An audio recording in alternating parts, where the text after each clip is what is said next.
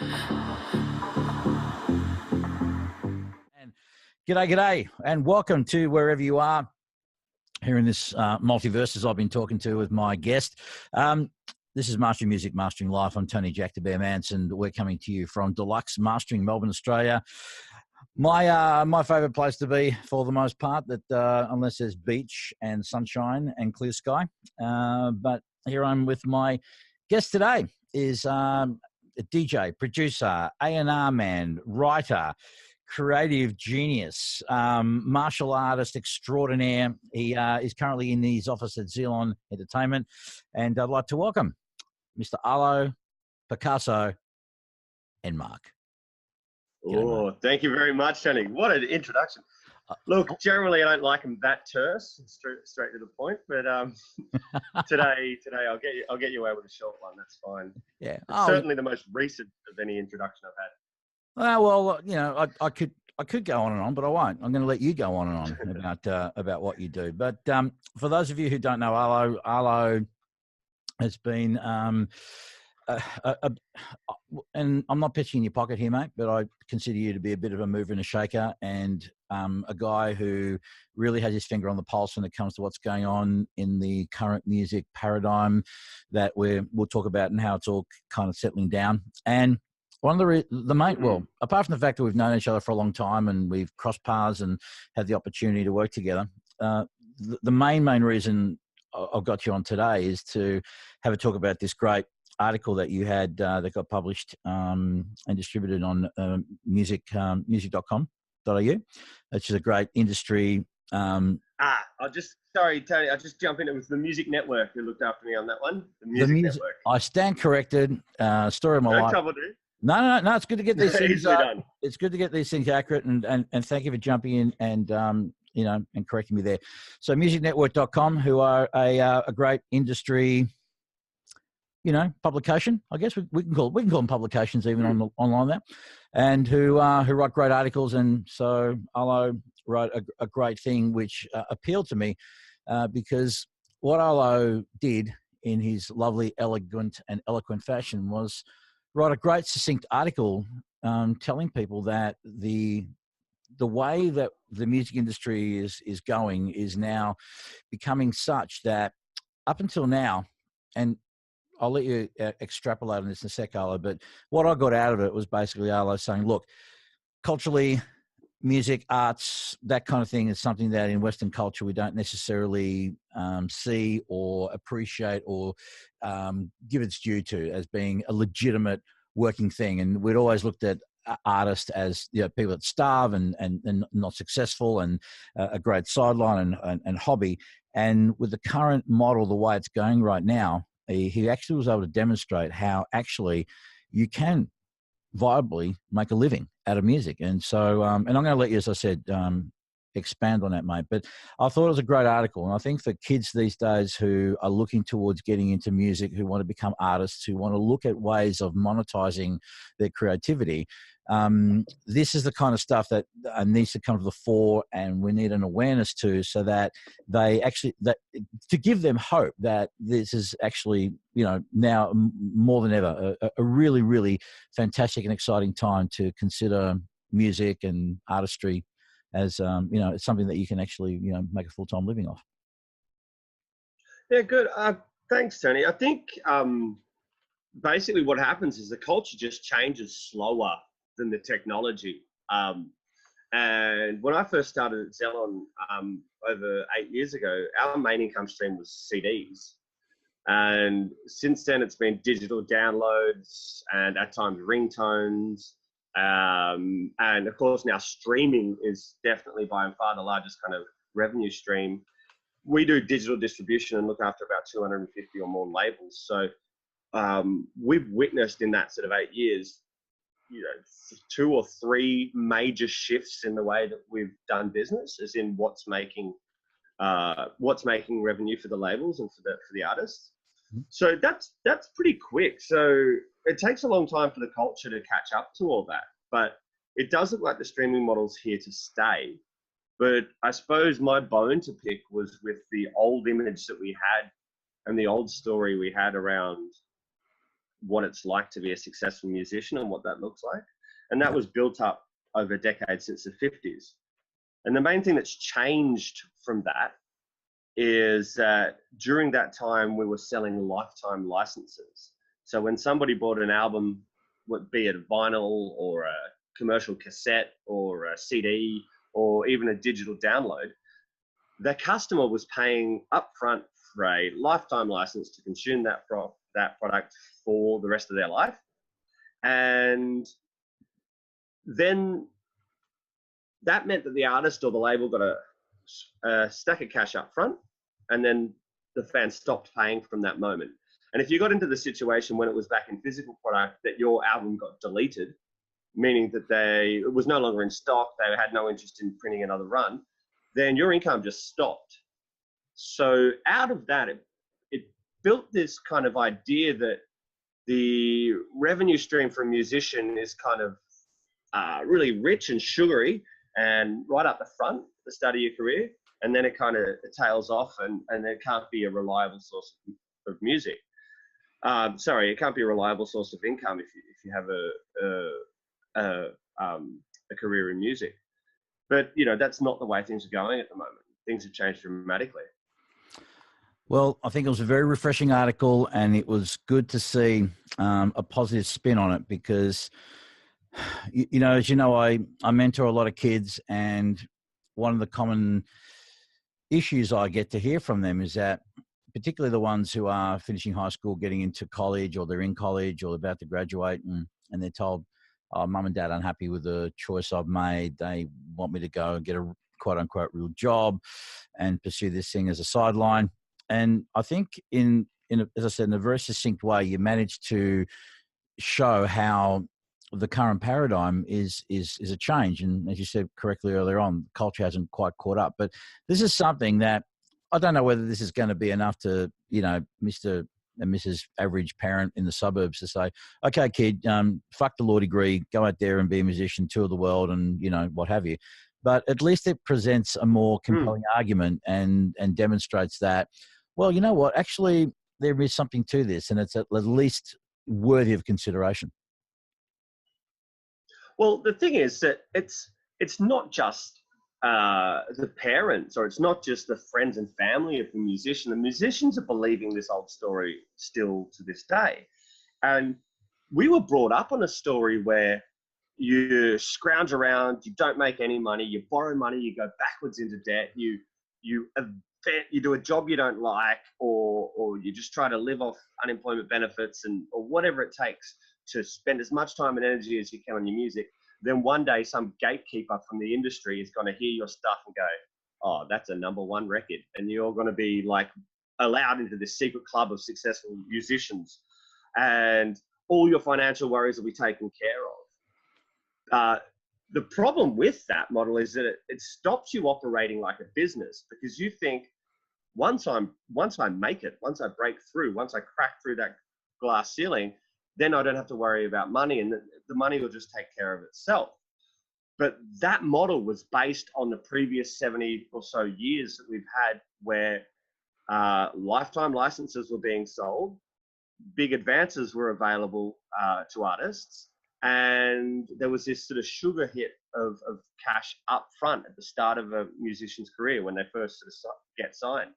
But now what's happening with the streaming model, at least, is that the fans are renting the music. They're just paying it as they play it. So instead of you paying $30 for a CD and being able to listen to it 100 times, 1,000 times, or just once or twice, it's dependent now on how often the fans listen to the music as to when you get paid. And you get paid over that entire experience. So tell me, when it comes to that model, so if I stream a song from your website, one of your artists, is there a fee that goes for the entire length of time? So it's a 4-minute track, okay? If I just listen for a minute because I've just had enough of it, or I had to bolt, couldn't hear the whole bit, does that mean, is that 25% of that fee, or it's part or thereof? You pay the full amount irrespective of whether you use up the 4 minutes or not? Look, the different platforms do it differently. I know YouTube, which might not seem like a streaming service to maybe some of your audience, but it is actually globally the biggest music playing platform in the world. YouTube pay based on what they call minutes watched. So that will actually depend, like a 10-minute song would make more revenue than a 1-minute song. But Right. to my understanding, Spotify are paying out a full stream after approximately 30 seconds to a minute. The problem with that, if you start skipping forward on songs before letting them play out, is that actually reflects badly in the algorithm. So if people aren't listening to the whole song, it actually kind of nudges your song a bit further down in who it's going to expose that song to later on. Yeah. Yeah. So that's a hazard with that. I think one of the other good things about the current model, and we discussed this last time when we tried to record the podcast, and which was something I didn't know until you brought it up, which was that in the current model, being able to audit the label is a lot easier because the activity is happening all around the clock. So unlike the old way of having physical stuff and breakages and promo and whatever. And a paper trail. Yeah. So whereas now it's a lot easier for you to be able to see exactly what's going on, be up to date, and less room for chicanery. Not to say that it probably is foolproof, but less. Yeah, it's going to take more effort from what I can see, what I understand. Yeah, like I can talk about our model, for example, with Xelon. We're distributing to dozens and dozens of different platforms around the world, and we can get in data from those guys and compile it using a platform called Entertainment Intelligence. And sort of depending on how far away or how regular these sites are, it's sometimes accurate within about 2 or 3 days. So within about 2 or 3 days, you're getting stream data in from Deezer, from Tidal, from Apple Music, Spotify, all that kind of stuff. And the artist or label can see the real numbers of what's happening, almost in real time. They can see the territories, they can see what's going on. And unlike a situation where you had to wait back for the label in Germany to tell you about how many CDs they sold or anything along those lines, the transparency is incredible. That transparency also gives you a predictability when it comes to your income. So if you know in the middle of the quarter that your stuff is ramping up, you've gone from having 1,000 streams a day to 1 million streams a day, you know that there's going to be income attached to that. And you can actually start making business decisions based on that transparency, which is transparency that just did not exist back in the physical era. Yeah. Tell me now, when it comes to gold and platinum accreditation, in the old days, I think 35,000 was for gold here in Australia and 50 for platinum, if memory serves. It's been a while. How's it work now? Is it a combination of physical and streaming? And if it is, do you know roughly what the metrics are in order for you to get that equivalency? Yeah, look, obviously I can't speak on behalf of ARIA, but I can say to the best of my memory what they were counting. Now, I believe they were counting around 200 streams as the equivalent of a sale. Okay. Now, a lot of people might think if they bought an individual song, like imagine a CD single, like in the 90s or something, you bought a CD single and you might not have got 200 plays out of that. But of course, now with the streaming model, people are playing stuff that they wouldn't have bought if it had that sort of price sort of threshold there stopping them from utilizing the track. So it's a different paradigm. It's based largely on streams now because the individual or the whole track sort of digital download sales, although that's still important. For example, DJs, I mean, streaming is no good to DJs at the moment, right? They've got to have the files so that they can play them, which means they're either getting them off promo or they're getting them from the download stores. But yeah, approximately, from the best of my knowledge, approximately 200 streams is the equivalent of a sale. So if you were to times 35,000 by 200, I don't know what that means. 5 million in Australia would be a gold accreditation, a gold record. Yeah. It's interesting how over time I slowly watched the way that music has been consumed, particularly by your Gen Ys and your millennials, and that market where, you know, music plays a bigger role in their life, you know, and during our formative years. And, you know, I've got a 12-year-old son, for example, and it's interesting watching him compared to my, you know, now 25-year-old son and how we listened to music back in the day. But nonetheless, the big thing that I noticed, and it's becoming more and more apparent, is that unlike me being an old timer, where music was a primary source of entertainment, you know, you bought your vinyl, you'd sit down, there was a ritual involved, you know, there'd be a dedicated stereo system, you know, people would sit down and we'd be quiet, we'd maybe smoke a joint, listen to something, and you know, when I'd tell this to my older son, he'd look at me like, really? I said, yeah. Whereas now it's music has become more the adjunct to other things that you do, whether it's in the case of my, you know, 12-year-old playing video games, being online, communicating with friends, and they're still listening to music, but it not in that same focused fashion that that we used to. And I've just found it to be an interesting observation. I mean, there are music lovers, of course, like us who are dedicated and we can sit down and focus and really enjoy the experience of listening. But I'm talking about, you know, younger cats now, for the most part. And I'm being very, very broad in my generalization here, Arlo, but it's just the way music's been consumed. It's just, it's 100%. And I don't think there's anything, I don't think that's a criticism. I think essentially what's happened is music has become less special. And that's what happens when something increases its availability. Yeah. When the supply goes up, you know, the demand is not going to just magically increase by the same ratio. We've dramatically increased the supply of music. Not only the amount of music people have access to from around the world, but also the amount of people that can make music, because the cost of recording has gone down so much. Yeah. So the inverse of that is that it's going to be less special. Like when you saved up your pocket money to go into a shop to make an order for a record that they didn't have, that they were going to, you know, take a few weeks to get to you, and then you get that record and you take it home and you drive it home in your car and you listen to it. There's a specialness about that you're not going to have if you have instant access to it, and that's fine. It's just a different thing. It is. The increased availability means we can use it in different ways. I unlike quite a few of my contemporaries, as much as I am old school, man. If in 1975, 76, man, if we had the availability of a technology now, there was something fun about looking and searching for a tune and reading up about it, and even, you know, you had to go in the city to McGill's to get certain magazines. But if I had to do that today, I just couldn't be fucked, and neither would anyone else. So I don't necessarily lament the idea that, well, it was better in the old days. I accept that we evolve and we have to evolve. In fact, yes, there is music.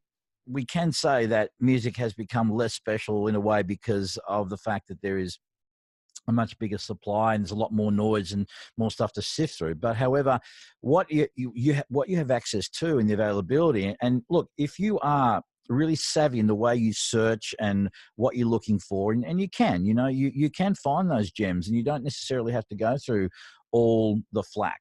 So, and that's not a pun, by the way. But you don't have to go through all the, you know, just searching, you know, just going through all this shit to find the clay. I think it's fucking great. I really do, and I really have no problem with the way things are. You know, the thing is that people of my vintage who sit and shit on kids about how to listen to music, what they're listening to, just seem to forget one very important thing, and that is, it's our generation that predominantly created the environment that these kids have been born into, right? So you can't sit there and blame these kids and say, you know, get off my lawn and, you know, go listen to this and don't listen to that and all this sort of stuff, you know. And again, for kids, man, when your formative years, is certain music that's very special to you, special to me, evokes memories, evokes feelings. The same thing about kids today. They're going to be talking about the music. You know, my son, for example, will be about, you know, Post Malone and Big Sean and you know, and as disposable as it may be and what have you, that's going to be the classic of his peers and his generation down the line. Well, I think we can look at it another way where we can actually be incredibly optimistic about it. What the internet has done regarding culture is it's removed the consumerist element about culture. Like, if you had a good record collection back in the day, that required capital investment, which means that some people weren't allowed to have it. Some people didn't have the lifestyle that could enable them to have a big record collection. Now, that big record collection is to do with your intellect, it's to do with your memory, it's to do with playlists maybe that you've made where you've put hours in. And it's just like the culture where you can turn the tap on and out it comes. It's not about what you can hoard or what material possessions you can try to hang on to before you go to your ultimate demise. Because as they say, you can't take it with you. But I think there's a really beautiful thing about the fact that we've removed the consumerism side of music. I think, yeah, absolutely. And the same could be said about artists who are making music and creating records and whatnot. If it wasn't for the fact that a kid now could start off with a very humble setup on a very nominal amount of money and can create music, I wouldn't have a job today. It's just as simple as that. So, this idea that people, they shouldn't be allowed to have access to this, and who are they to create whatever is no, it's just bullshit. It's old world thinking, mate, and it's elitist because the cream rises to the top, right? Cream rises and shit stinks, and that'll always be the case regardless. So, if a kid, from a low socioeconomic area who had no access to money, all of a sudden can put together something on their fucking iPhone, and it's happening, and we know that to be a fact, and create something that has worth, and there's a demand for it, and they can supply it, and they can make some money out of it. Fucking fantastic, as far as I'm concerned. Yeah, absolutely. And that's one of the cool things about the new model as well. Like if I just be a bit cynical about sort of 20th century music as well, because they were able to make big amounts of cash up front, they didn't have to wait for it to pay off. We ended up with a whole bunch of sugary manufactured bullshit. Like remember when the boy bands walked the earth? Like that stuff is nowhere near as prevalent now. That was just a cynical cash grab that wasn't about connecting with individuals. Now we're in a situation where people from cultural groups can come out and speak to those cultural groups, whether it be in a remote part of the world or in a suburb of a large city. That's it's irrelevant, but they can actually now come and connect with people having similar experiences, and they don't have to go through these gatekeepers that we're trying to just make a quick cash grab. There's a room for authenticity now that just didn't exist back in the day. Well, having said that, look, the whole sugary shit that's been there will continue to, just through reality TV shows and whatnot. And it's funny, when reality TV did start and there was a lot of backlash towards this whole, this is all bullshit and this is all manufactured. Well, people forget that the first manufactured band were a band called the Monkees. Oh yeah. So this whole idea is just something new and something that you young kids, get off my fucking lawn. It's bullshit. People need to fucking do their history lessons. Yeah, absolutely. I mean, that stuff still exists. It's just not taking as big a share of the slice of the pie as it was 20 years ago. Well, the pie's getting bigger anyway. That's the beautiful thing. One of the things I do when I go and talk to young aspiring creatives and ones who want to become producers or engineers, and they're fearful. One of the biggest fears is, well, everyone's doing it, and there's a whole lot of.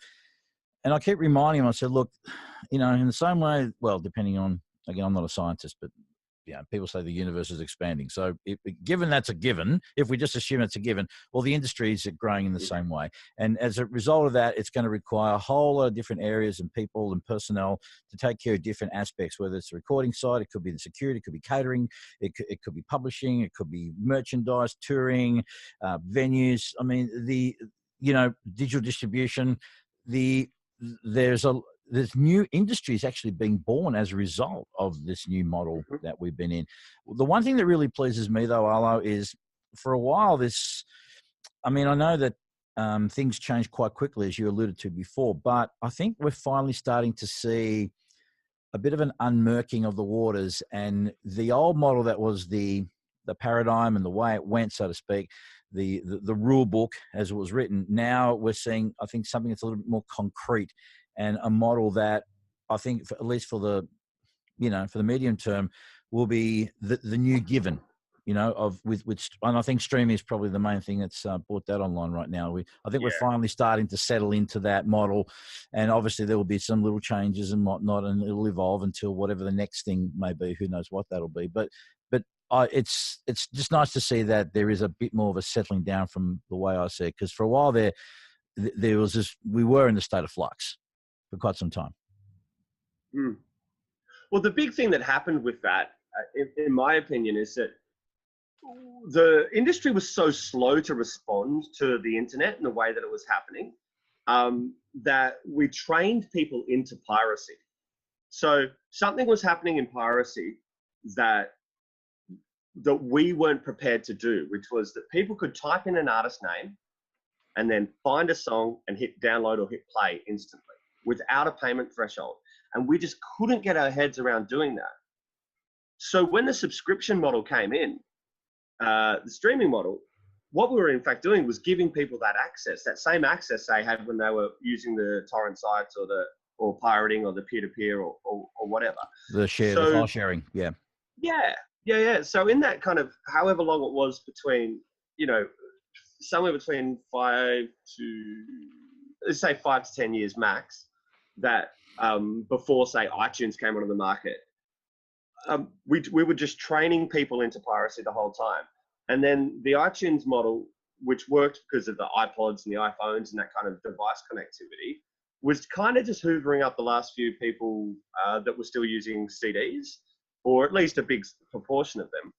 It wasn't getting the people that were already used to pirating music on board. So when the streaming model came out, and I don't think it's any coincidence that you know, Spotify is from Sweden, where the Pirate Bay is from, you know, and also how seriously they take the music business there. Yeah. They were taking a hit, man. They were really copying it because our industry wasn't evolving fast enough. And so when Spotify came out from there, it basically enabled people to forget about the payment. The payment was something that just happened on their credit card statement or on their phone bill or whatever. And during the experience of searching for music, they didn't have a gate to go through. They didn't have a blockage. They didn't have any kind of thing a password to enter or a transaction to kind of double think or anything like that. They could just search an artist name and hit play. And that was what we needed. I don't think we'll be able to put that genie back into the bottle. And I do think that even with all the fluctuations that I've kind of experienced in the past 8 years, I think this model is pretty much going to be the one. And it's not about the provider, you know, there's Tidal and Apple Music doing a wonderful job, and Deezer, of course, is big in Europe. And it's not about the service that's being presented by one company. It's about the idea that fans can just type the name into the search field and hit go, you know. Do you think, looking back with hindsight, with all the shit that went down with Napster, do you think that if that got addressed earlier, and if the majors jumped on it sooner, they would probably be in a stronger position now, and we would have less independence and less of these providers now? Yeah, I used to like vehemently think that way, and since working in the music biz, I've kind of had a little bit more sympathy with them, because like there's a contract for the company that prints the CDs, and they probably have an exclusive agreement to print the CDs at that factory that's going on for however many years. And the guys that are driving the trucks, the warehouses, the retail network, all these things, there's pen on paper, there's agreements, there's all these contracts that have to be on it. And it's all well and good to say, hey, Sony, you should have just switched overnight to a streaming model. But it's just like, we've been working really hard creating an infrastructure around what we do, and we owe people our business. Yeah. So, I'm not surprised they fought it so hard. It just meant that it was going to be a hard slog. They could have, to manage it perfectly, you would have been still honoring but scaling down those operations while investing in new technologies or research into what people were liking about the piracy and all that. You know, and the PR, obviously the PR around it was horrendous, absolutely horrendous. You know, they just came out looking like old stooges, but I don't necessarily know that I would have known what to do should I have been in that position at that time. Look, I don't know either. I think that, like with a lot of things, change is something that we tend to resist, whether it's at a, you know, big business level or as individuals, particularly when we're looking at change into something that is an unknown. And we're afraid of the unknown. And, you know, when you're talking about businesses with millions of dollars on the line, again, as you said, it was going to be a hard, you know, 60 or 70 years of working a certain way. And then all of a sudden it's like, okay, the internet was here. And I think we come back to this again, the really, really valid and great point you made at the beginning of the podcast, which is we as humans, we sort of grow in a very linear fashion, whereas technology, the internet, is growing exponentially. And there's I think the gap is just going to get bigger and bigger and bigger as time goes on. So it's going to be interesting to see that what the next 10 or 15 years will present itself. Even though I think now younger people that are in the industry that have grown up in this model, that understand the internet, are children of the internet, are savvy with the internet, whether will there be technologies, will there be a model, will there be something else that comes along that again is implemented but is still creates some real shock to, you know, the current system and disrupts things again in such a major way. And will there be another lag? Anyway, look, we don't know. We don't have a crystal ball, but I will be fascinated to see just how things unfold in the future. Part of me is excited. Another part of me is scared, particularly with AI and all that kind of stuff, as to how that's going to affect. Look, there's a part of that. Jobs. I mean, just briefly, there's a part of that like there's what we make, which is like technology, and then there's how we manage. And our ability to make stuff is incredibly like fast and is growing and is incredibly technical. But our management systems are still really kind of old and very slow. You know, like we're in a democracy, but we have this kind of authoritarian workplace kind of hierarchical structure that's kind of, you know, like, I don't know, some kind of bizarre authoritarian regime where people don't contribute so much into the decision makings in their workplace. They're just kind of ordered by authority. Or even just our political system itself is something that's, you know, 100 years old and is not, and getting things through parliament are really slow and all that sort of stuff. So maybe, you know, the AI is going to help with the management side of things, the times when humans have been really dodgy as far as like improving our decision making capabilities or implementing change or anything like that. So, you know, I'm optimistic about that side. Maybe the what we make can help with how we manage. How free do you think our internet actually is, in your opinion? And I'm talking in terms of what we actually have access to or what we can get ourselves as individuals to, you know, accuracy of information and all that kind of stuff. There's probably a ratio between how much you want it, how rare it is, and how hard it is to get. But yeah, I don't know. I suppose I operate in this world in a situation where I'm pretty happy with kind of the way I go about things day to day. I'm not finding any real infringement on my rights, but there's levels of jurisdiction that are constantly kind of being played against each other, and vested interests that are constantly being played against each other. And all that's leading to no one having great control over any of it. I think there are a lot of people that really want this idea of there being some kind of grand controlling puppet master sort of place going on, but there's so many vested interests kind of pulling things in their own direction, and they're all sort of changing laws and contesting a change of law, and it's sort of, you know, there's all this sort of stuff happening all the time that it's you know, I can't see any great impact in my life when it comes to the freedom of the internet. Might put it this way: access is increasing at a far greater rate than it's being restricted. Yeah. So for me, that it's not an issue. I love the internet. I wish we had it around when I was younger, but I'm grateful that we have it today. Yeah, it's absolutely it's a wonderful vehicle. Although And here I'm we not, are, right, Tony? In different bloody rooms in the same city. well, absolutely. You know, it's sort of like quantum theory without quantum, or maybe it is. Who knows? I was really fascinated actually to. I didn't know about. All right, I'm just going to complete different tangent here for a moment, if that's okay. And that Go is, nuts, brother. well, yeah, I've known you for quite some time, and I guess this is one thing I did have some respect for you, which is I had no idea up until maybe quite a few years of getting to know you that you were, I consider, quite an accomplished martial artist. And so, so the first time I'd seen you, showing you that that you had been doing karate for quite a while, you're very accomplished in that, and then one day I see you're up at training at where Jiu-Jitsu Academy with George Soteropoulos at Omega MMA represent. I was like, Jesus fucking Christ! I said, "Geez, you're deep, man. You're fucking deep. You're right in there." I was really impressed with that, Yeah. mate. Look, I have a few regrets. I don't know whether regrets is the right word. It was just kind of about timing. When I originally moved to Melbourne, I essentially stopped doing karate.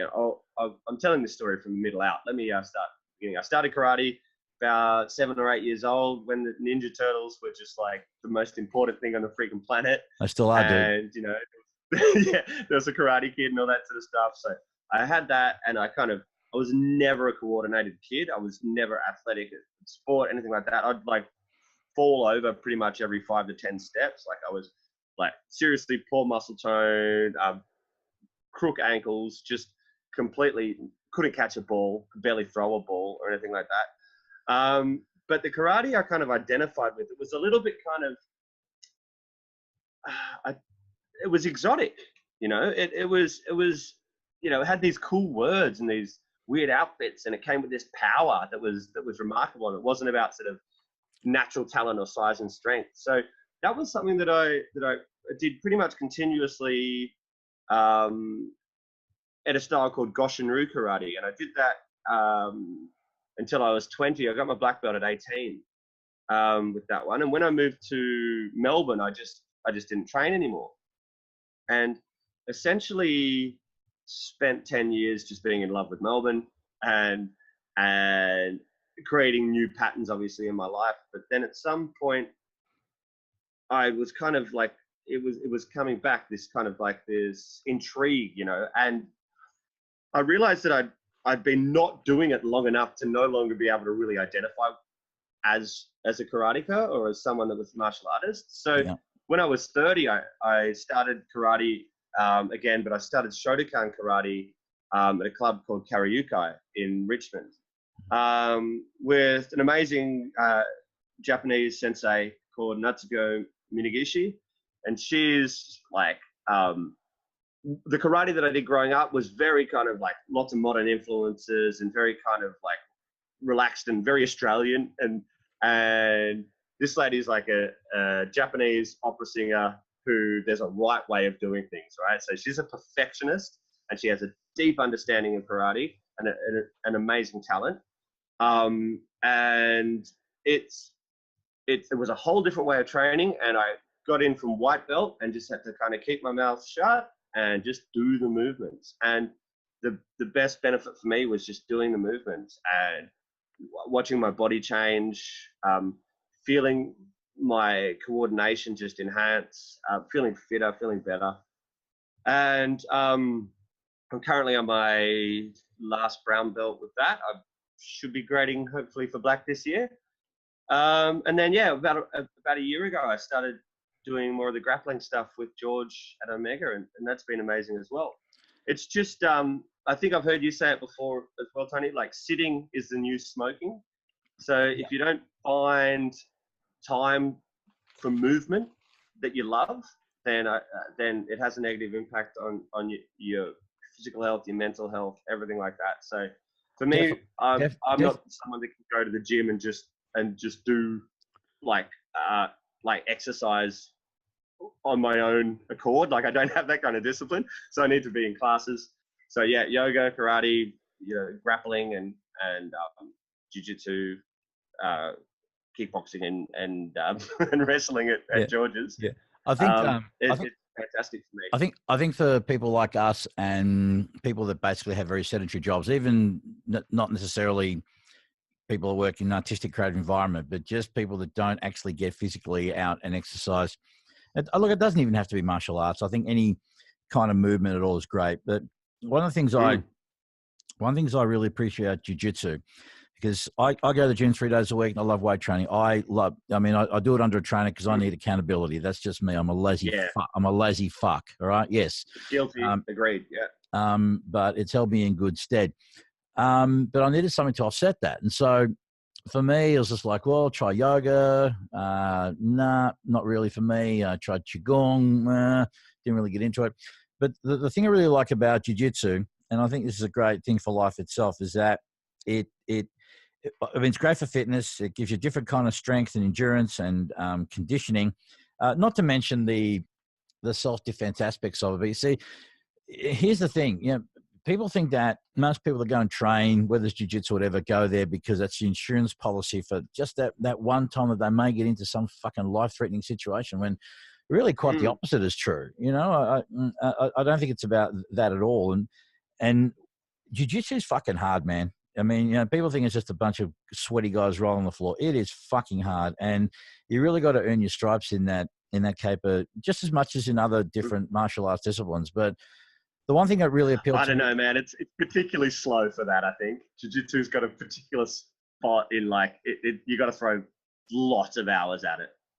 Oh, definitely. To be a real, I mean, to be as good as George and to be a real amazing exponent of it. But in terms of what it does just cerebrally, I mean, going to the gym is a great physical thing, but doing something jiu-jitsu, it's also a great mental thing. It's release of aggression, all that, but it's like it is like a chess game. That's what I'm appreciating about it. It's not just counteracting someone's move, trying to predict, but you've got to be 3, 4, 5, 6 moves ahead of it. Absolutely. And so that is what is the great offset to just going to the gym and throwing around on iron around the place. To do something that is great physically, but also great, but also in terms of building resilience, because to keep turning up over and over and over is hard. And I know because the last 3 months of last year I've been absolutely pathetic. So I'm excited about staging my comeback tomorrow night. You'll be there, won't you? Awesome. You're going to be there tomorrow? Yeah, I believe so, mate. Oh, yeah. Good. So Tuesdays and Thursdays, I'm always there at Omega. I'm down Street, Collingwood. Yeah. If anyone wants to come say hi. It's a very friendly, excellent gym to train at. It's lots of fun and you learn a lot. It is. And George is a great teacher. And one of the things I really appreciated about being there is that, while the academy is growing, right now, especially, if people jump on board there, because the class size are quite manageable, you actually get more, you get to some places where they're, and it's great that they're successful and they'll have lots of students going through. But something really cool about being in a class where the class size is fairly compact, and it means that someone like George can come around and give you that more individual one-on-one time that you may not get at other places by sheer virtue of volume. And not just that, but George's experience in the UFC and I mean, he was ranked number 3 in the world at one stage, and he was the genuine contender at one stage. And anyway, life took a different course for him and whatnot. But nonetheless, he that experience that he has and the passion he has for jiu-jitsu and what he puts, the heart and soul that he puts into that school, and the love for his students. I mean, he's that guy who picks up the phone, and the amount of times I've had the old random call from George, just no expectations. Hey, how you doing? You okay? Is your spine still okay? Is the traction? Yeah. What hospital? What bed are you in, son? No, just kidding. But you know what I mean. And the care factor. No, completely. And you're right. Being in its first year at the moment, there's still like students. Like it's still enough room there for you to get personal attention, which is awesome. Yeah. So do you think I've also tried, like, for me, coming from a traditional martial art, like one of the things that was important was that even though it was a new space and much more of a gym kind of space, I wanted to do what I could to bring some of those little, like little bit of politeness or respect or whatever over from the traditional martial arts. So, like we're always at the start of karate where everybody gets a little rag and you're down, hands hands and knees, and you kind of sweep the floor with your hands and knees and do like 4 laps and shake out the dust and you do that at the start and the beginning of class. And then there are other ceremonies like bowing and stuff that don't necessarily apply. Yeah.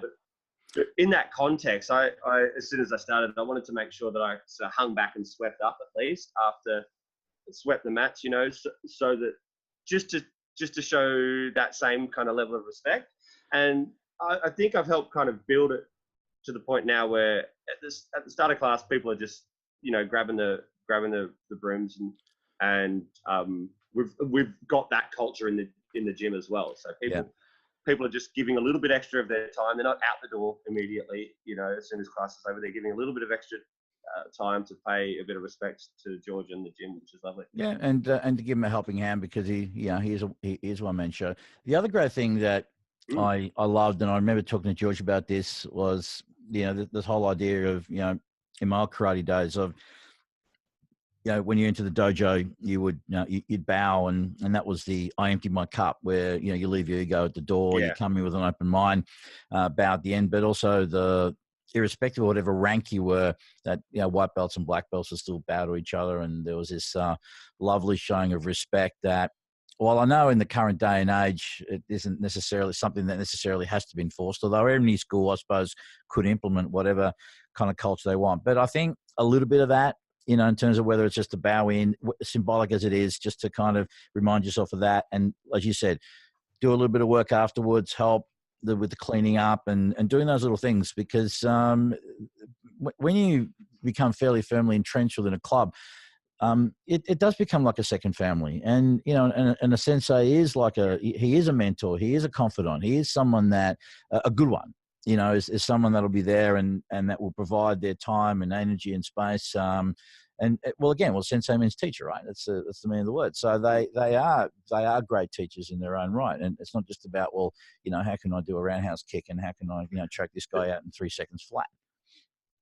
There's a little element of also just letting your mind settle as well at the end of class. Like, it always amazes me, like if I go to a yoga class and you go and you stretch for an hour or something and you do a meditation at the end and everyone's literally lying on their back being talked through, or just a quiet meditation at the end. And then the class is over and some people are able to just spring up, get their stuff together, get out the door. And I'm still just kind of like, whoa, I'm still kind of zoned in.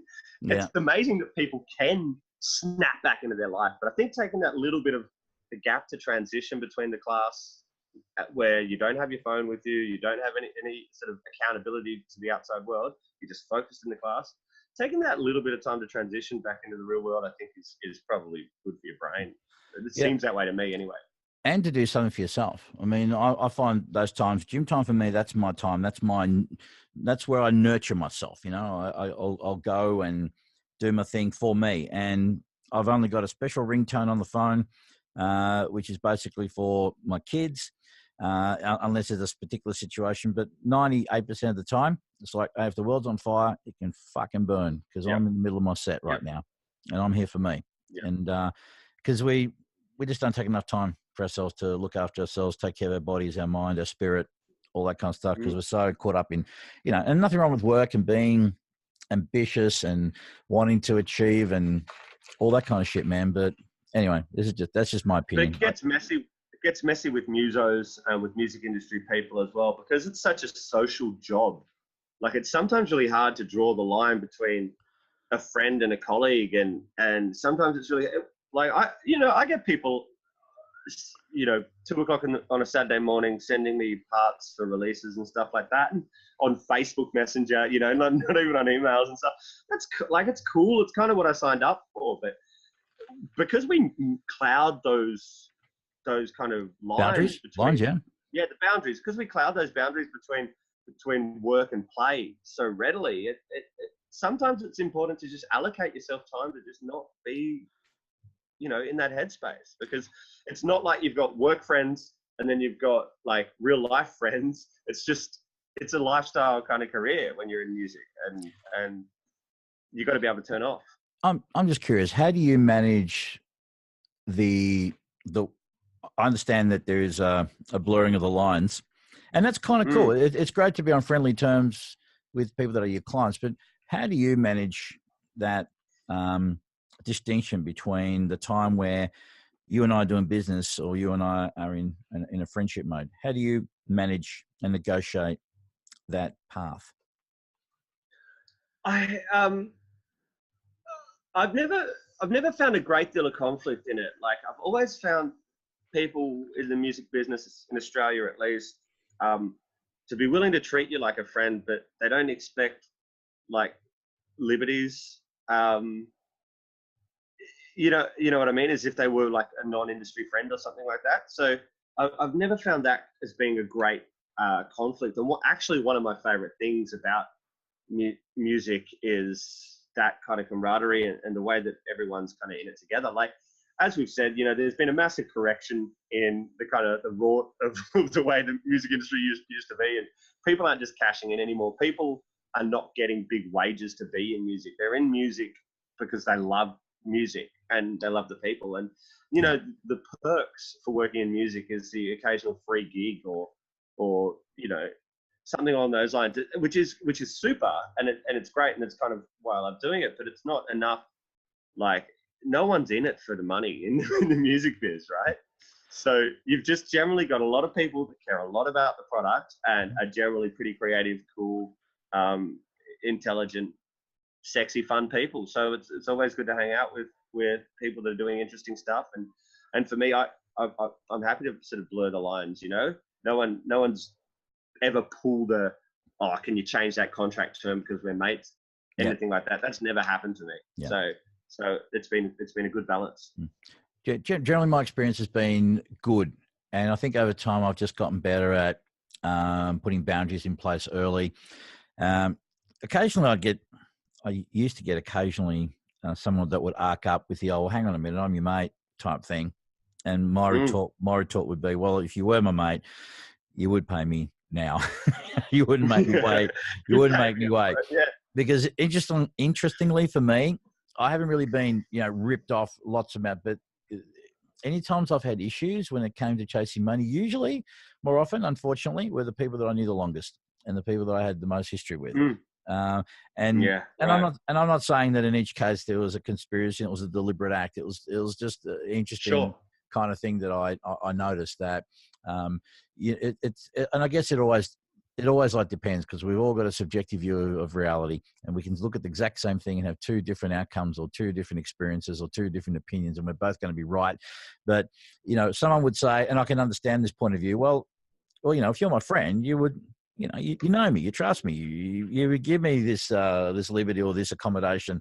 And then, the flip side to that is, but you are my friend. But if you, as I said, alluded to before, well, if you are my friend, then you would also understand that I got to pay, and I got overheads and whatnot. But look, I guess like with anything, mate, it's always like it's up to the individual as to how to handle themselves. I was just curious to see how you saw it, because unfortunately, I've seen a lot of friendships for many, many years just completely go down the shitter as a result of people. And most of the time it was just lack of communication and a lack of people, having some not even establishing boundaries. So if people don't understand where I sit in this situation, then it's easy to transgress, because it's like, well, no one's actually set up a sign. No one's actually, even though you could say, well, use your common sense, but here's the problem. I don't think like you. This is the mistake we make. We all think that people think like us, and this is why we get in the trouble. We get frustrated. Our internal pictures and external pictures aren't, marrying up. It's like, well, sometimes people just need to be told, and it's hard for people because they worry about conflict and all that kind of stuff. So during this transition in the industry that we've been talking about, and you've been there the whole time, there was like a time when there was very few records being made, but those records were big budget and they had whole teams behind them. And they were kind of like lots of stuff on major labels and a few things on independent labels. But even the independent labels, they had budgets because they could expect to sell 20, 30,000 records, or even 5,000 records.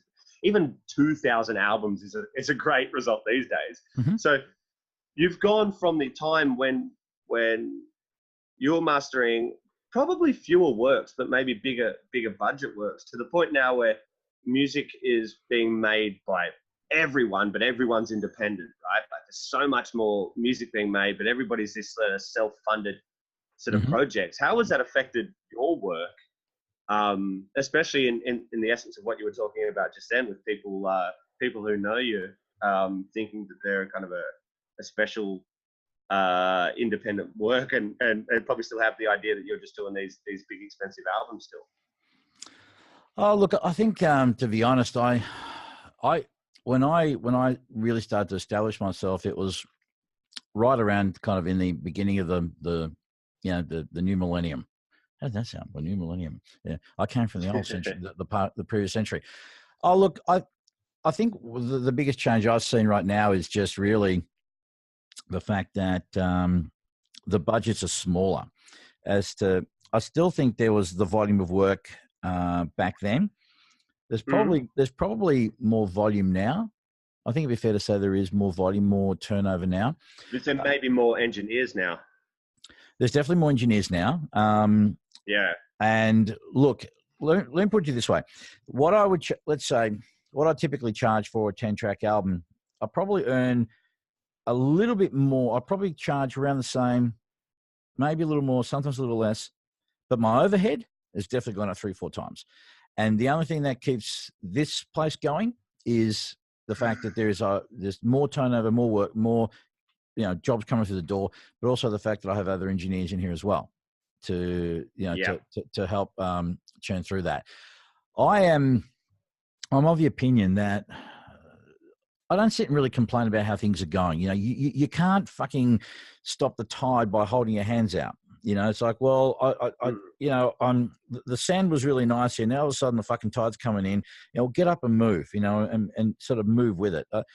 To sit and piss and moan about it, yeah, at times it gets frustrating, and particularly if you are working as a commercial facility. Because look, in this day and age right now, we've got more and more people who are downsizing, working from home. The bigger studios are going, particularly the ones who, had a lease and had to leave.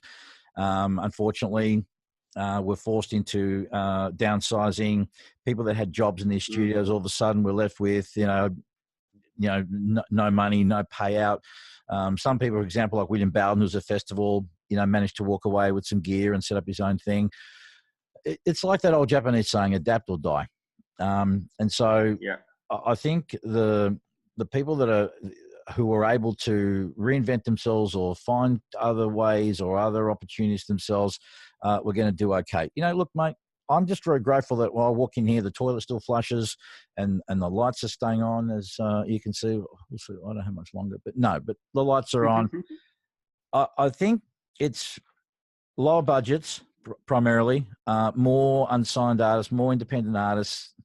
And that's great. Like I said, if it wasn't for the fact that we evolved this way and we got a situation where now a really talented kid who previously wouldn't have been able to get his foot in the door at a Sony or a BMG or a Polydor or whatever, or Mushroom back in the day, now can just do his own thing, set up his own label, be a one-man show, be in control of their career.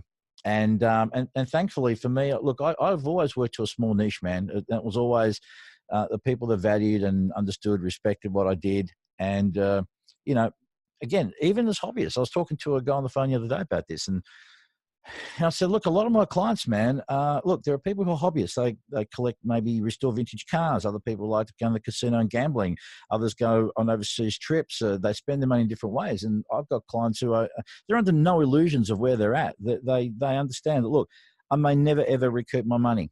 I might be lucky if I sell a few at a show or, recoup my money at gigs. But as you said before, people are getting more and more into it because they love music. And even if it is a hobby, they love doing it. And there always will be that a percentage of people that, even if it's not ever going to be about money or making an income, will want to do it well, do it properly, do it at a high level, spend the money. Why is it people spend $1 million in a stereo system? And it's funny how when people talk about musicians and artists being, poor, I cringe sometimes. Oh, cringe is a bit strong, but when I hear musicians talk about how they're always broken, it's funny when you point out to them that you say you're always broke, but 2 weeks ago you're in fucking Bali on a 3-week holiday, and you had a great old fucking time, and that watch you're wearing, fuck, that would have cost a pretty penny. And hey, that car you're driving out there, or that stereo in your car. So I think musicians sometimes have to remind themselves that they're not. It's this whole victim thing about being the poor, struggling, starving fucking artist. I think that's Yeah. I think that's a furphy. It's but people have money for the things they want or for the things that they believe have value. And value is obviously a subjective thing, and we all value different things. So I when I point this out to some people, There's go on. Oh no, we're coming full circle, which is beautiful.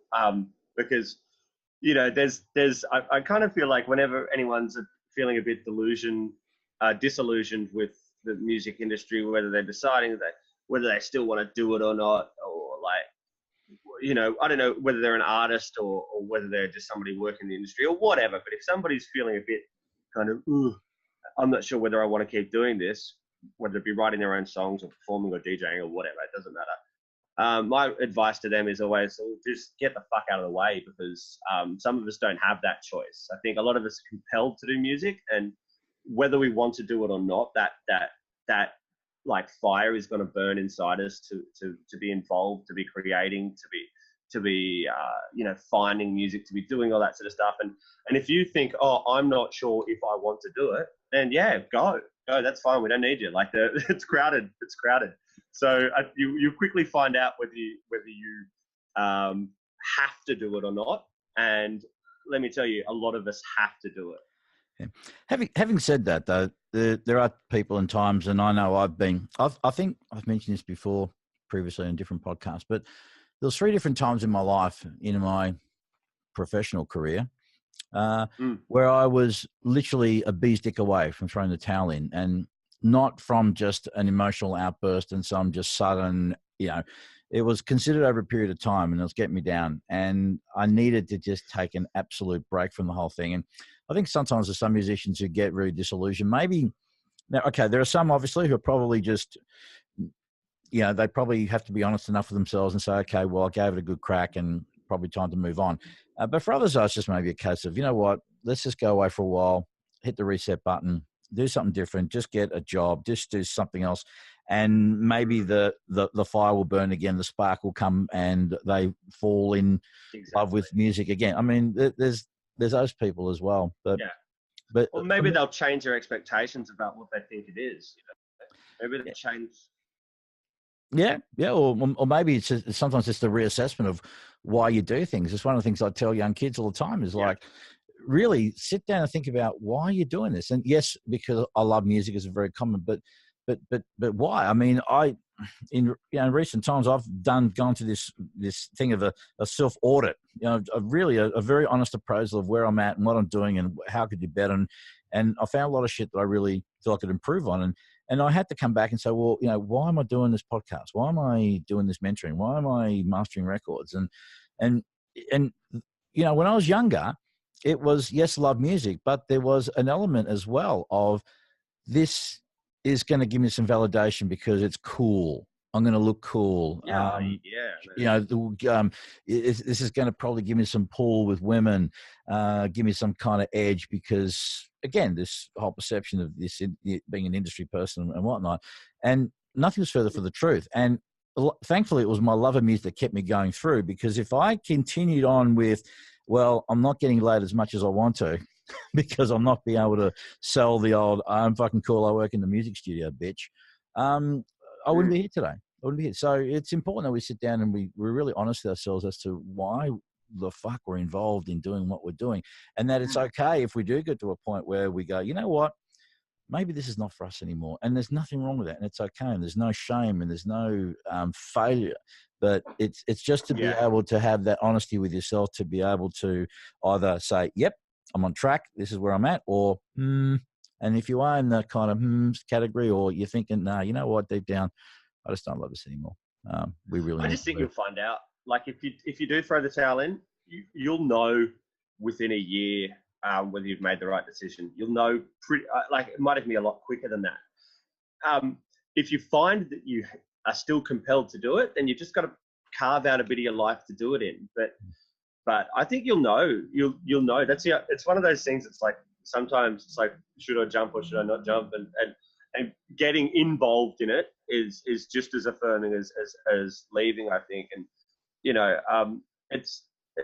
I've had friends that have gone into other creative pursuits that they've gotten something out of that was similar to what they were getting out of in music, and they've been able to go on and succeed because the demand was better for what they were doing. You know, I've got friends who've gone into brewing or something like that, and they're still being amazingly creative. They're still in charge of their life. They have that autonomy and that creative experience that we love about being a creative type. But it's not only music for a lot of us. It could be any number of creative things, and I think it's wise sometimes to find out how much music is important to you, and you can only do that by starving the donkey sometimes, you know. Yeah, agreed. Tell me, when you, in your household growing up, were your parents supportive of your artistic pursuits and your musical endeavors and whatnot?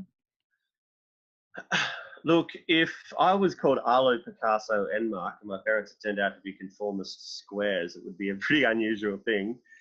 So no, I think you can probably guess that my folks are pretty arty. So that was always going to be, good. Look, man, they do worry at times. They worry that like they might have raised a flake, you know. But I think I was always just kind of passionate enough that they knew that, not that I would never fail, but that I never resolved to failure. That I could pick myself up. I was bright enough, and I could be doing that. And look, the thing is, when I call Dad now, like we just talk about stuff. We just bond, you know. It's very rarely is he ever kind of got any. Not that he's not interested in my life. Like if I've got stories to tell him, he's keen, but he's never worried about my life, you know, which is a luxury, I suppose, that not everyone has with that kind of relationship with their folks. So yeah, blessed in that way. I think that's fair. I've got to a point now where I grew up where it wasn't supported at all. But having said that, I've learned now to get to be at peace with the idea that, well, actually, it sucked not having that. In a weird way, I have a sense of gratitude towards it, because if it wasn't for the old boys saying, no, you're going to do that fucking law degree, and me saying, well, fuck you, I wouldn't be who I am today, and I wouldn't have gone through. And sometimes I've asked myself the question, and it has been asked of me, like, you think things would have been different for you if your dad said, well, yes, you can leave high school now, 15 years of age, and go and sweep floors and whatnot? The honest answer is we'll never know. That we can only hypothesize over it. But the one thing I do know is that him being so resistant was instrumental and was the driving force, because I had so much of the "fuck you, I'll show you, motherfucker" in me, which was good to a point. People have no idea how much they help sometimes, right? Yeah. Although, mind you, I think having that kind of drive, and again, but that was another part of my why of like, you know, I want to do this to show you. But I also realized that probably had its limits, and it got to a point where it became unhealthy, you know, further on down the track. But hey, man, it is what it is. I'm just glad that I'm here and I'm doing my thing. And, you know, me too, brother. You know, love mastering, love doing the mentoring thing. It's just come quite naturally to me, and love being able to help and even this podcast, man. This podcast is purely a very selfish endeavor where I get just to chat to people I like and hopefully be able to meet others who I'd like to get opportunity to chat with and find out what makes their mind tick and their journey through music, and help them, you know, understand, you know, how they overcame adversity. Because primarily this podcast is, yes, it's a very selfish pursuit, but also it's hopefully a vehicle where young artistic creatives can listen in. And while we, you know, primarily speak with more music industry people, I want to broaden that base into, you know, other creatives and artistic people, because I can sit and I can support and I can say whatever, but nothing speaks louder than someone actually who's in the trenches doing something that some other kid may be interested in. You know, someone may be watching right now is, you know, doing VCE, wants to get into digital distribution, do A&R, do what you're doing. And hearing someone from you who's actually doing it is going to speak a lot louder, has more credibility than just me sort of saying week in, week out, go out there and do it, kid. Chase your dreams, kid. You can do it, kid. You know, as sincere and honest as that message is, after a while, it just, you know, can become a almost contrived in what's being said and how it's being said. But you know, having people like you on is great, and just to be able to have interesting conversations, just you know, about music and industry, but also about life and stuff that matters, and also to show people that you know, artists and creatives are not just people that are as passionate as they are, and as much about what they do is a lifestyle, and you never really kind of ever escape it as such. It's in your DNA. But there's other interests in life, and there's other pursuits and other things you want to do, and that you know, there's that you know, you have an IQ that's higher than fucking room temperature. You know. Oh, phew. Well, yours is way high. I mean, you are a smart motherfucker, Arlo. Let's face it, you are. You've read a lot of books and shit too, right? I mean, I know you went to university, but Mate. You read a lot of shit, right? Look, I read on holiday, Tony. I like to read on holiday. My saving grace is that I've got a memory like a steel trap. So yeah, that's kind of where things come in. So like I very rarely read. I just finished Johan Hari's Lost Connections, which I highly recommend to anybody. Just like if you're wanting to know what about the modern world is making people anxious and upset and depressed, then it's a really, really good insight. It also helps with what to do about it as well. So I went to see him speak in Melbourne last year. I remember seeing his TED talk, and I see him on some podcasts, and I really love his take on the whole, because you look in our industry, as you know, mental health disproportionately higher than it's already shit in the mainstream, but in our industry it's even higher, just woeful. And there's a guy called Jeff Crabtree who I'd love to get on the podcast. He wrote a book called, you know, I think it's Inside the Creative Mind. He's a musician, a psychologist. Anyway, I'm trying to get him on. He hasn't responded yet, but I'll keep persevering with him. Come on, Jeff. But he, you know, he brings an interesting take and a different perspective on, you know, helping again understand how the creative, you know, person is wired. But getting back to Johan Hari, how he talks about it's lack of connection, lack of love, and you know, we all want to be accepted, we all want to be part of the tribe and feel as part of a group. And so, you know, for many people who are addicted or have, you know, some really bad mental health challenges, you know, usually things that stem from childhood trauma and unresolved stuff through life. And so, what's drugs? It's, you know, it's a coping mechanism. You know, maybe not the best, but it is what it is. And the other guy, Gabor Mate, I don't know if you're familiar with his work. He's a Hungarian Jew, a doctor. He's worked a lot of drug addicts in Vancouver. You know, in the districts there, where it's just abysmal, ridiculously stupid epidemic fucking rate of drug use and whatnot, but childhood trauma. And so now, rather than it just being, you know, a disease as such, there's more moral issue, which was the biggest one, right? Well, yeah, exactly. Like, oh, you've fallen to temptation and you've taken this. It's like, that you're weak. Man, it's not as easy for everybody. Yeah, like that's it. So therefore, you're somehow not the state responsibility. You're somehow not the community's responsibility because you've made a moral decision. Yeah, no, that doesn't fly. Well, I mean, they tried it for a really long time, man. This thing, like, since not just the war on drugs totally, but the whole Nancy Reagan days and all that sort of stuff. The whole, like, we've been doing this thing and it's only been getting worse. So yeah, anyone that wants to shed some light on what's actually going on, I think is worth listening to.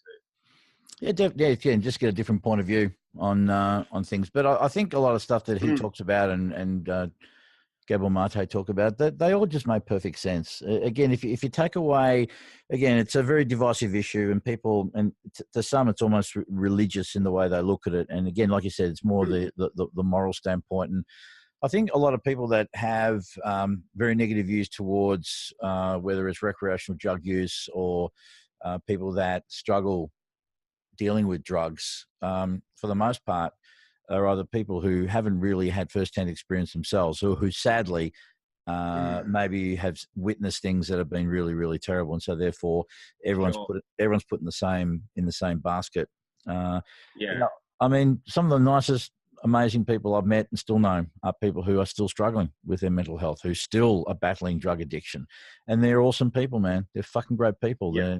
And in many cases they're highly functioning. I know myself, for example, for many years I had a cocaine addiction, and I was you know, I don't know, well, highly functioning maybe is a debatable thing, but I can tell you At now. least functioning, he says. Yeah. Yeah, well, well, I can tell you right now, mate. And I'm not really proud to admit this, but through my days at Sing Sing, I was probably off my head on ease and coke for a vast period of time, you know, and many people probably didn't even realize I was off my head, you know, but I was. There were a few that obviously did, and it wasn't my undoing. And hey, listen, I take full responsibility for all that shit, but I think through my own experience now, and that was my thing too. It was a feeling of lack of connection, feeling alone. Even though you're the gregarious guy in the party, you really felt the loneliest guy in the room, and you didn't want to be there, and there's social anxiety, and there's so many paradoxes. And there's a connection with the social element of recreational drugs, right? Because most people are doing them in a social setting. That feels amazing. And then they want to chase that feeling again, and that's where that kind of risk of addiction comes in, right? Yeah. What do you think about the current thing now in Melbourne, where Fiona Patten is trying to get all the fringe parties to come together in some kind of unified way to force the government to force a trial for pill testing, so that the medical and the health doctor, the medical community can actually do their own trials to, get their own data that they can present to see how it all works. What's your take on all that?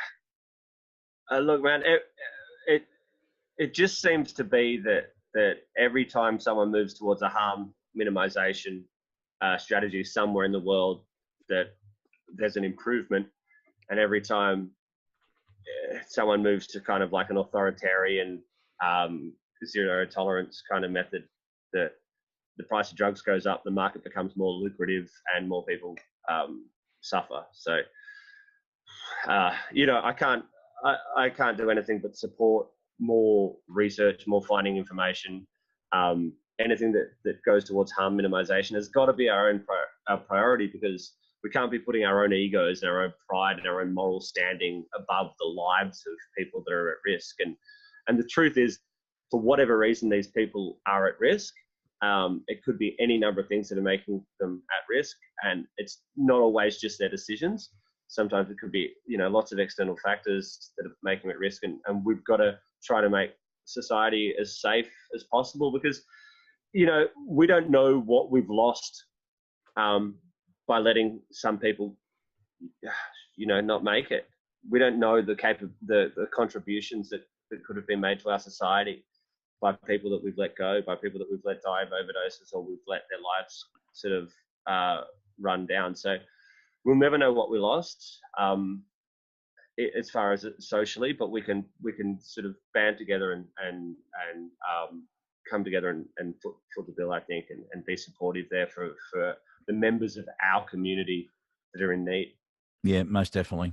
And I think that, again, it's a very broad and deep issue, very complex issue at many levels. I don't think it's a simple one-stroke solution that can be conjured up overnight, but I think it starts with education. I think it starts with reframing and looking, again, not looking at drug use and drug addiction as a sign of weakness and a moral thing, taking the criminal aspect away from it. And, as far as the pill testing thing goes, I've got a daughter who's at that age who likes to go clubbing. I have a son as well. And I feel a lot better knowing, again, I don't feel, even as a father, it's my place to tell my kids what to do, what not to do. I only share my experiences with them, tell them, what was like, what worked, what didn't work. I don't tell them either way. I think they're big enough kids, and I think I can just share my experience.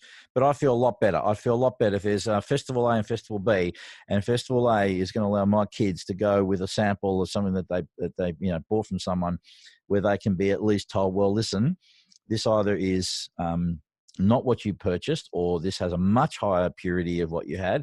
Potential. Here are the potential outcomes of what will happen if you ingest this thing. Should you decide to go ahead and do this thing, well, here are some strategies to help you with harm minimization. And then of course it's up to them. It doesn't guarantee they will or won't do it, but that to me makes more sense, and I would feel better that if that was available, I would tell my kids go to festival fucking A, you know. Yeah. Again, I don't believe it's my right to tell them what to do or not to do. I've had my go. And if you're a drug dealer, who's trying to flog dodgy pills to kids, are you going to be trying to sell those pills at a festival with testing? I don't know about you, mate, but in my considerable history and resume, you know, with drugs in the past, I've never, ever, ever known a drug dealer that ever said to me, this is shit. When have you ever known a drug dealer to say to you, oh, this is rubbish, mate, don't fucking bother with it? Really? Yeah. I've never come across. So they're probably, the drug dealers are definitely against the pill testing. Let's agree on that. The drug dealers are way against the pill testing. So any sort of, you know, maybe Gladys in New South Wales who's making a big kind of anti-statement, she can guarantee at the moment that she's on a unity ticket with the drug dealers there being anti-pill testing. Yeah, they probably are. Well, listen, mate, I got nothing bad to say about generally. Well, look,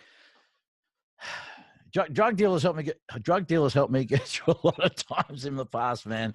Again, I'm just trying to be careful I don't cast aspersions and put judgment. Well, it's true, man. You know, we can't. Yeah, no, you're right. We can't call the drug dealers I mean, they're in their own way. If not legitimate, they're fucking business people. I remember went to this school of these young, what society would call wayward, you know, degenerate kids.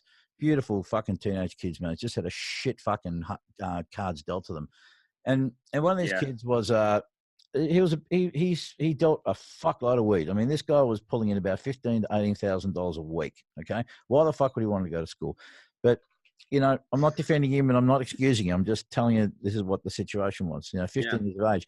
But I said, mate, do you realize in order for you to run a business, turning over that kind of money, you've got some fucking networking skills, you got some finance skills going on, you got some negotiating skills, you got organizing skills to think about to run something like that.